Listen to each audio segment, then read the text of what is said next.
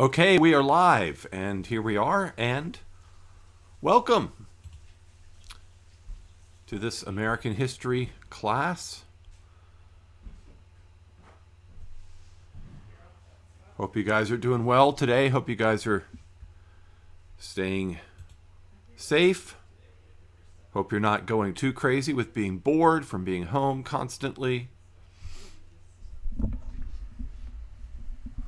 Hope you're not driving your parents crazy by fighting with your siblings all the time. Of course, you would never do that.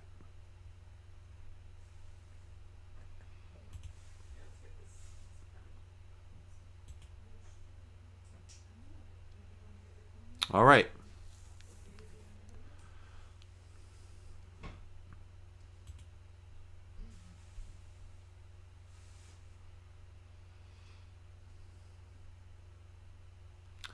I've only got 3 of you, and I know that Schoology is not acting right. Let me see if I can get it up. Nope. Schoology is down. But I did send a message that had the direct link.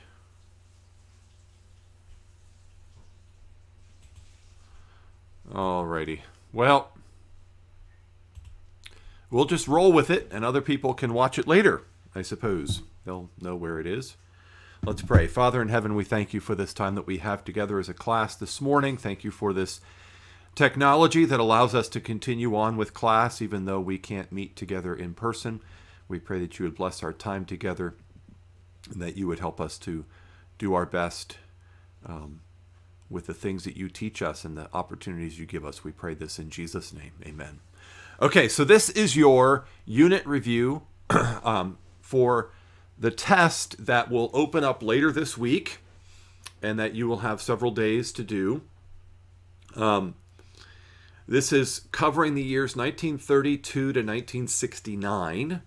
So the Great Depression, World War II, Cold War, 1950s, 1960s. And so we'll pick up with 1970 and forward after Easter for the rest of the year. Everything you need to know for your unit test, I will cover today in this review. The unit test is closed book, closed notes. You have to study for it, but you really should be able to study on the basis of this class here.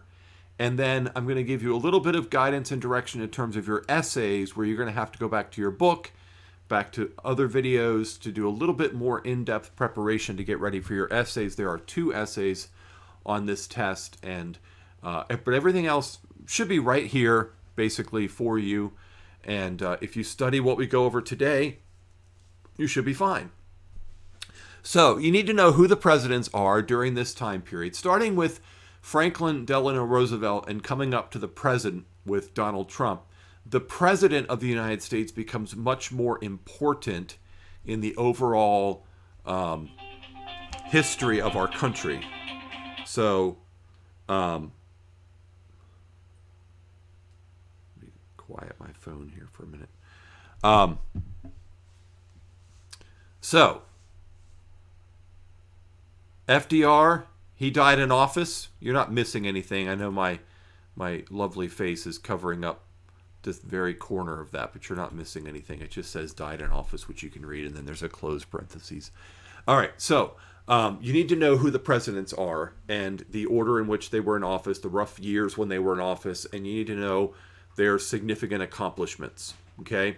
So Franklin Delano Roosevelt was in office from 1933 to 1945. He is the longest serving president in American history. He was elected to 4 terms, although really he just served 3 terms. He died several months into his 4th term. Even by the time he was inaugurated for his 4th term, it was very clear that he wasn't going to last long. One of the big controversies with Roosevelt is that he decided to run for a 4th term because we were in the middle of World War II. He felt like he had to stay in office, but he was already getting sick. And his wife, Eleanor, actually ran much of the government in the final weeks of his life as he was bedridden and quite sick. So there were actually 2 constitutional amendments that were passed in response to what Roosevelt did by running for a 4th term and by continuing to serve as president even when he was completely incapacitated.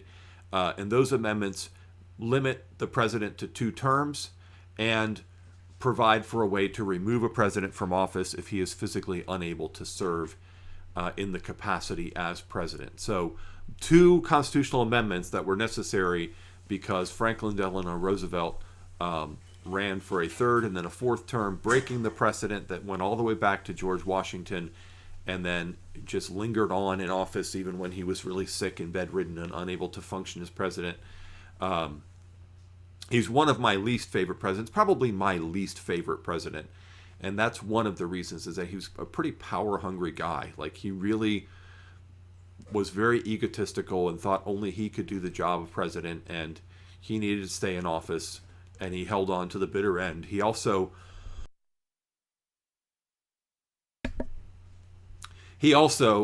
when some of his New Deal programs were determined to be unconstitutional by the Supreme Court, he tried to overturn that by expanding the Supreme Court, which he was unsuccessful in doing. So he was really kind of an unconstitutional, power-hungry kind of a president. But anyway, he's best known for the New Deal. And the New Deal, you need to know the 3 R's: relief, recovery, and reform. Okay, so relief was the idea of trying to provide aid for farmers, aid for people who were really in desperate times. Recovery was the idea of rebuilding the country. So this is where a lot of his Tennessee Valley Authority and building projects and things like that come into effect. And reform is the idea of reforming the banking industry in particular, to sort of provide FDIC, Federal Deposit Insurance Corporation, to insure people's deposits in the bank and to reform the banking industry. He was an advocate of big government. He believed that the government should be very actively involved in doing all that it can possibly do to help people. And so he expanded the role of government in the lives of Americans greatly. And he was president for most of World War II. After him, Harry S. Truman, 1945, he takes over when Roosevelt dies in office. And then he's in office until January of 1953. He was elected in his own right in 1948, which was quite a shocker. One of the most famous images of Harry Truman is him holding up a newspaper headline that says, "Dewey defeats Truman." Dewey, the Republican who ran in 1948, was widely expected to beat Truman. And so when the newspapers were printed for the next day, they said, hey, Dewey defeats Truman. Everybody knows that's going to happen. But it was a shocking upset when Truman defeated Dewey. Probably the most shocking presidential upset in terms of an election. The only one that would compare to it was like 2016 when Trump beat Clinton. Everybody expected Hillary Clinton to win because she was ahead in all the polls, and all the experts said it was hers to win, no problem. And Trump won, and it was shocking. So that was a similar sort of election in 1948. Truman ended World War II. He's the one who made the decision to drop the atomic bombs on Hiroshima and Nagasaki, which is always part of his legacy in history now. He's the only leader of government who made the decision to use nuclear weapons in war against civilian populations. So that's a major decision, and it's part of his record. He was the president who got us into the Korean War to try to stop the communist takeover of the Korean Peninsula. And he's also the president who helped the United States transition to a peacetime economy after the end of World War II. Dwight D. Eisenhower. Dwight D. Eisenhower is probably the most popular and maybe least controversial figure on this list of presidents because he was a pretty popular. I like Ike is the phrase for Eisenhower. He was, of course, the commander of the Allied forces in Europe during World War II, leader of D-Day, but then a 2-term president, fairly popular, fairly moderate. Taxes were pretty high under him, trying to pay off the debt from World War II. But he's the one who got us out of the Korean War. He ended the Korean War. I don't know that I'm super happy with the way he ended the Korean War, because the Korean War is still technically going on today. It was a ceasefire, basically an extended ceasefire with a demilitarized zone. And then he came up with the interstate highway system. His number one accomplishment that people remember him for, other than basically being a nice guy who was pretty popular, was the interstate highway system. 1956, he came up with that, which has obviously transformed our country in so many ways. Imagine trying to travel across our country without having I-95 or I-70 or any of these other interstates.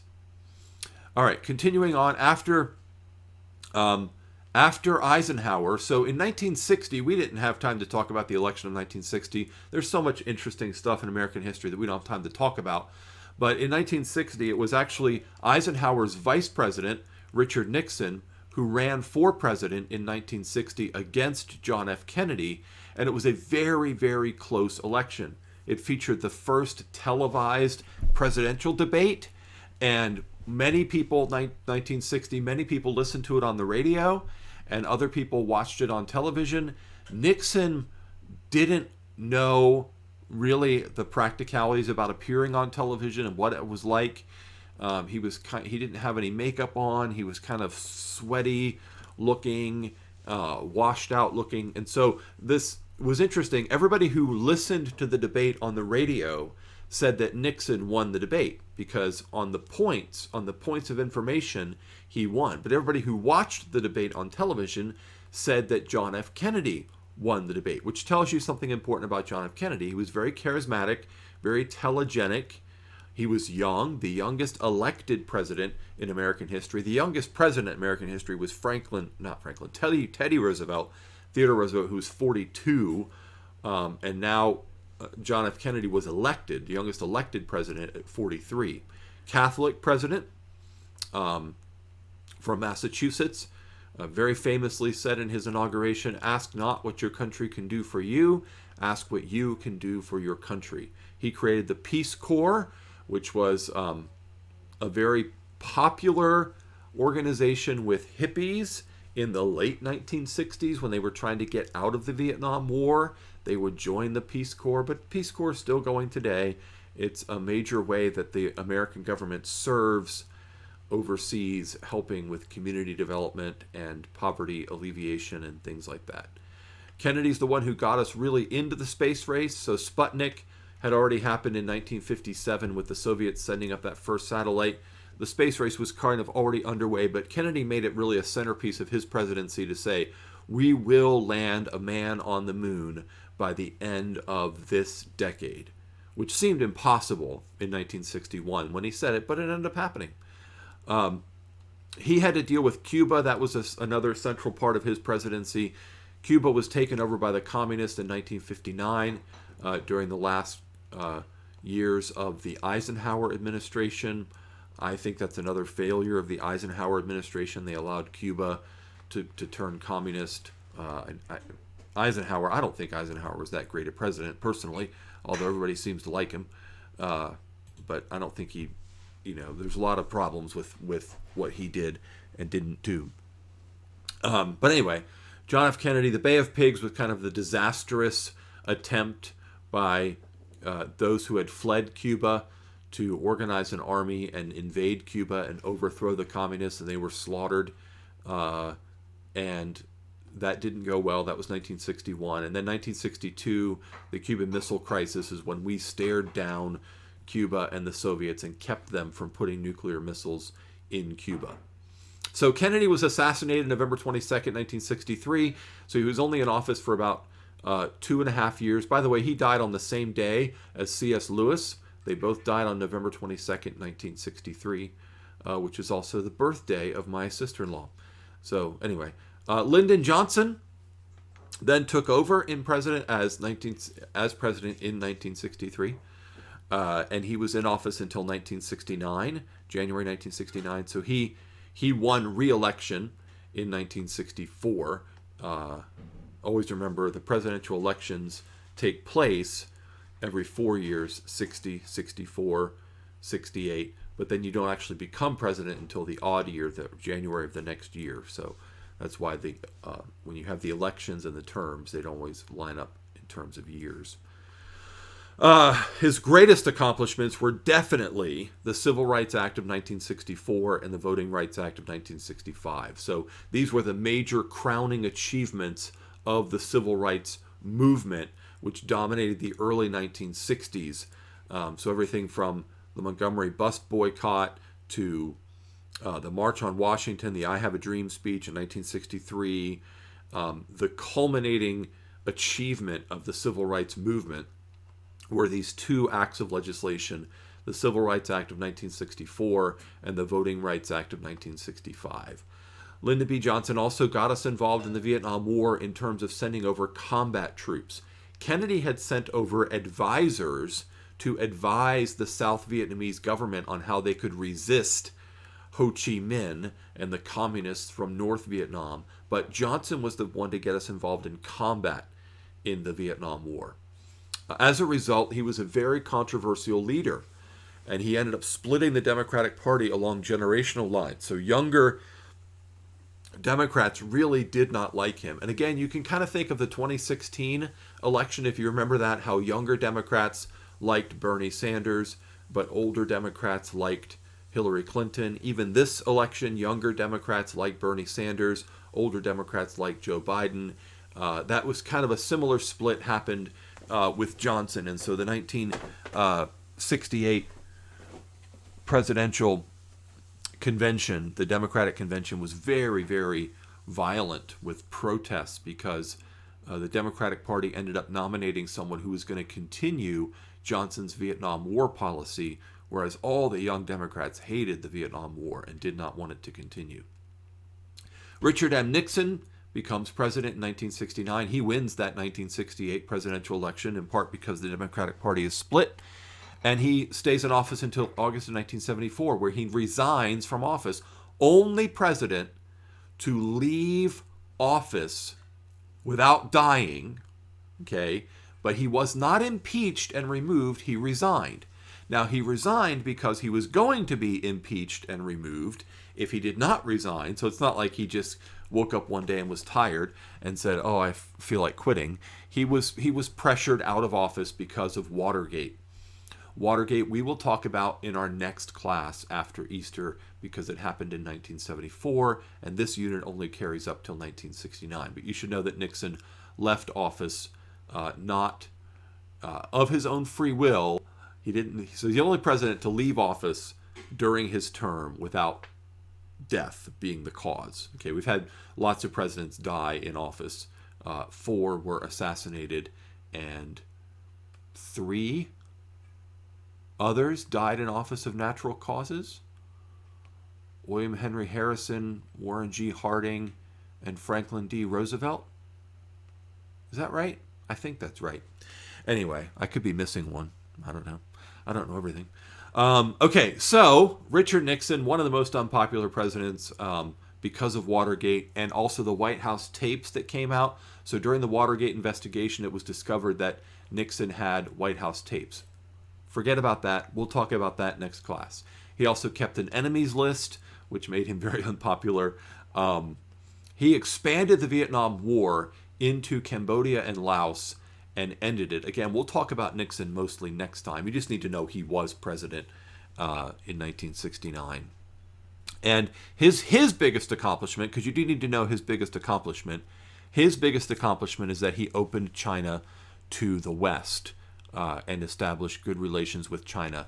And we'll talk about why he did that next time. But for each one of these, you need to know the order in which they were in office, and you need to know a big accomplishment of theirs. So Franklin Roosevelt first, New Deal, Harry Truman next, ended World War II, Korean War, Dwight D. Eisenhower next, the interstate highway system, ending the Korean War, John F. Kennedy next, the Peace Corps, the Cuban Missile Crisis, the space race, Lyndon B. Johnson next, Civil Rights Act of 1964, Voting Rights Act of 1965, and Richard M. Nixon, then the last in this list, and his big accomplishment is opening China to the West. So you need to know those things. All right, Great Depression. You need to know the causes of the Great Depression. We've talked about these before. A limited money supply that was caused by the tight monetary policy of the Fed, the Federal Reserve Board. Also the fact that the U.S. stayed on a gold standard while the rest of the world left a gold standard, and that basically drained gold out of America. So let's say you were in France, right? and you got francs. Well, your francs couldn't be traded in for gold, but you can trade your francs for US dollars, and then you can trade the US dollars in for gold, and now you have gold. So Europe was sort of sucking gold out of the United States because we were the only country. A gold standard means you can trade your money for gold at a fixed rate of exchange. At a fixed rate of exchange. Of course, you can use money to buy gold today, but gold fluctuates in its price because we're not on a gold standard.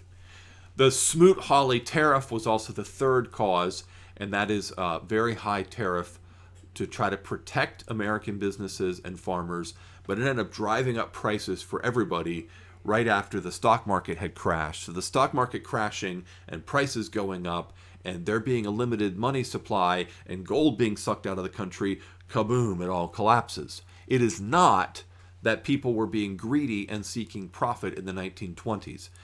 Liberals always want to blame capitalism and profiteering for economic problems, but profits are what you're supposed to seek in a capitalist system, and they don't cause. Profits is when a business is making money, and a business making money doesn't cause an economic collapse. That's stupid. That's like saying, well, you were healthy and now you're sick, so it's the fact that you were healthy for all that time that made you sick. What? Okay, that doesn't make any sense. So profits is what you're supposed to seek in a capitalist economy, and making profits does not cause economic collapse. That's just a dumb assessment from people who don't understand basic economics. Okay, what was the cure for the Great Depression? Well, FDR tried to cure the Great Depression with the New Deal, relief, recovery, reform. However, the New Deal did not work. It made people feel better because the government was doing something and it showed that the government cared, but the government caring about the economy and trying to do something about the economy does not actually fix the economy. What actually fixes the economy is businesses growing, economic growth, people, making money. And that wasn't happening throughout the 1930s. There was high unemployment and a stagnant economy throughout the 1930s. And many good historians would argue that the New Deal, rather than fixing the Great Depression, elongated the Great Depression, because when the government moves in and builds something, it disincentivizes private enterprise from building it, and it also removes the opportunity for private enterprise to make profits, and those profits then get reinvested into other enterprises. So it's called crowding out. When the government moves into an area and spends money, they end up crowding out private enterprise and actually hurting the economy. What ended the Great Depression was just World War II, which required this huge industrial output, which ended up meaning profits for companies who were involved in the war.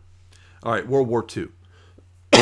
basic timeline of World War II that you should know, the order of these things. You should know which one came first, second, third, okay? The war starts when Germany invades Poland. The Battle of Britain, 1940, is that time period when Great Britain's basically all by themselves. It's really 1940 to 41. We are engaged in lend-lease during this time period, of lending money and of allowing allies to lease military equipment, but we're not directly involved in combat throughout 1940 and 41. And then at the very end of 1941, the Japanese decide to bomb Pearl Harbor, December 7th, 1941, a date which shall live in infamy. Infamy. Some of you missed that on your last test. U.S. declares war on Japan, and then Germany declares war on the U.S. because Japan and Germany had an alliance. So the U.S. declared war on Japan, not on Germany, and then Germany declared war on the U.S. That's kind of a little bit of important to know. Battle of Midway, which happens just 6 months later, June 3rd, 1942, is really the turning point of the war in the Pacific. It's when the U.S. wins a victory over Japan, a very costly victory, but we ended up beginning the process of pushing back the Japanese in the Pacific. Then General Douglas MacArthur led the U.S. on an island hopping campaign where they didn't try to take every island, but they would hop over and create and only capture strategic islands, usually islands where they could build an airstrip and use their air power. So it was really the air power, the aircraft carriers, and then the airstrips on these islands that pushed the island hopping campaign west. The islands were captured by amphibious assault Marines. Iwo Jima, think of that picture of the Iwo Jima Marines raising the flag. But then it was air power that sort of was the leading edge of the sword pressing westward in the Pacific. Meanwhile, in Europe, in June 6, 1944, was the decisive battle of D-Day, when the Allied forces under the command of General Dwight D. Eisenhower landed at Normandy and invaded the mainland of Europe. And once they got established there, it was pretty much inevitable that the war was over. But it would take another year until Germany surrendered. May 8th, 1945, so 11 months later, Germany surrendered. Hitler had committed suicide, by the way, about 9 days earlier on April 30th. He married his longtime mistress, Eva Braun, on April 29th, just to commit suicide together on April 30th. He was a really lovely human being. Okay, so then atomic bombs were dropped by the United States on Japan in August 6th and 9th, and the Japanese surrendered on August 15th. So Germany surrendered first, and then several months later, the Japanese surrendered. Next, 1950s and 60s. This is the Cold War era. Major events of the Cold War: the Berlin airlift in 1948, the Korean War 1950 to 53, Cuba becomes communist in 59, Bay of Pigs in 61, Cuban Missile Crisis in 62, the Vietnam War from 65 to 74, the space race, which started with Sputnik in 57 and ended with Apollo 11 in 1969. In the 1950s, you have the culture of cars and suburbia. So in the 1920s, many American families had cars. In the 1950s, almost every American family had a car.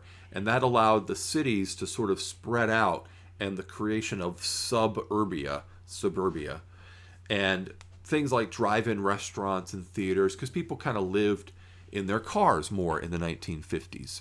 So McDonald's was started during this time, and drive-in restaurants and drive-in theaters.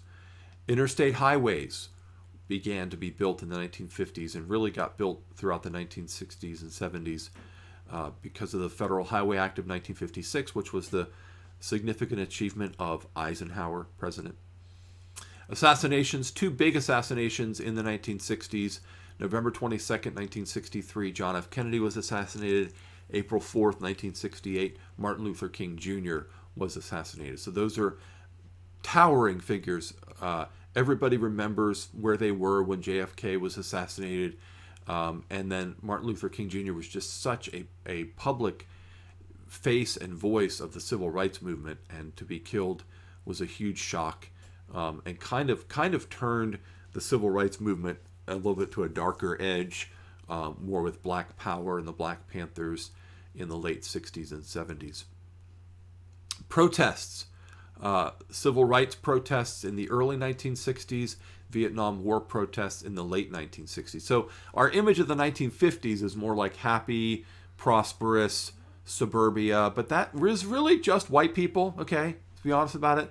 Black people in the 1950s was not a real happy time.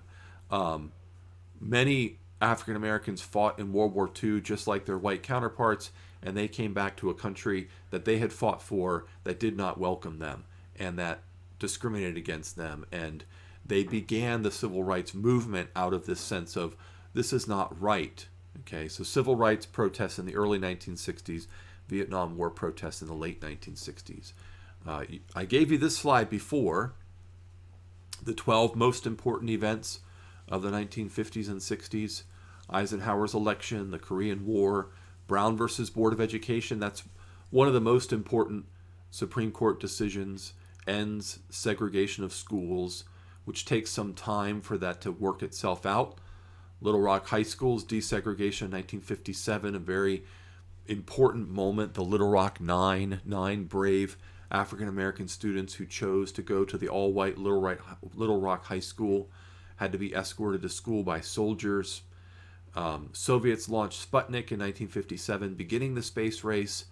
Castro captures Cuba in 1959. Kennedy's elected president in 1960. The Bay of Pigs and the Cuban Missile Crisis happens in 61 and 62. John F. Kennedy is assassinated. Then in 63, Johnson sends combat troops to Vietnam in 65.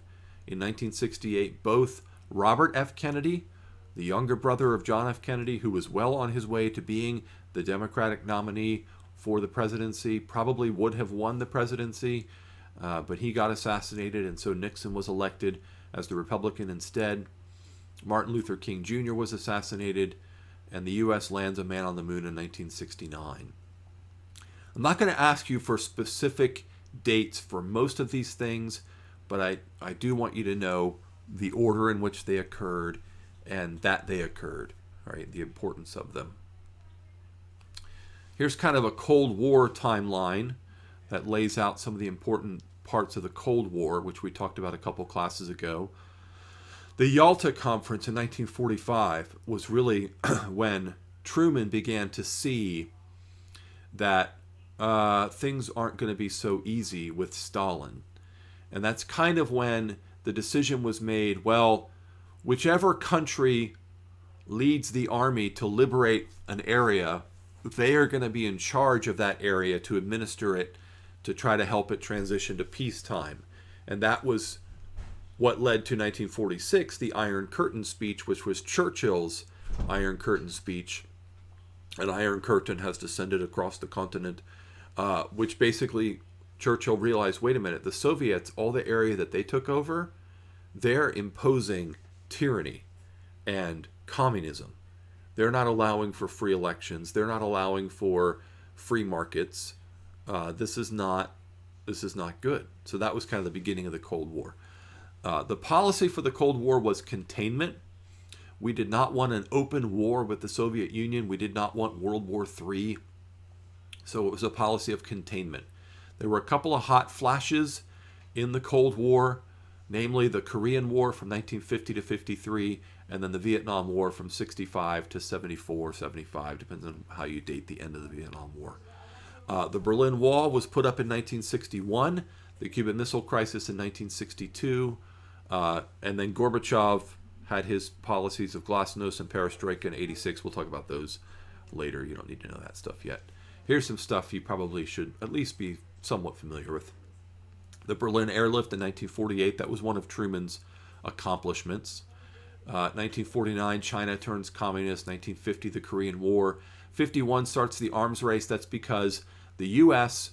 and the Soviet Union and China all have nuclear weapons by 1951. So that's the arms race, is the nuclear arms race. The space race starts in 1957 with Sputnik. 1959, Cuba turns communist. 1960, a U-2 spy plane, not the band, but the spy plane. Gary Powers was an American pilot flying a U-2, a very high altitude spy plane over the Soviet Union, and he was shot down and captured. And so that was a big controversy. We were found out to be spying on the Soviet Union. Of course we spied on them. They spied on us. That was part of the Cold War, right? Spies. You see in the movies. 1961, the Berlin Wall goes up. And then 1964, the Vietnam War starts. One of the things to consider is what makes for a great president. So in one of the essays, let's talk about your two essays in our closing minutes here. With one of your essays, I'm going to ask you to pick one of these six guys and make your case for why you think they were the best president of this time period. Not the greatest president in American history, because frankly, none of these six guys makes my top 5 of great presidents in American history.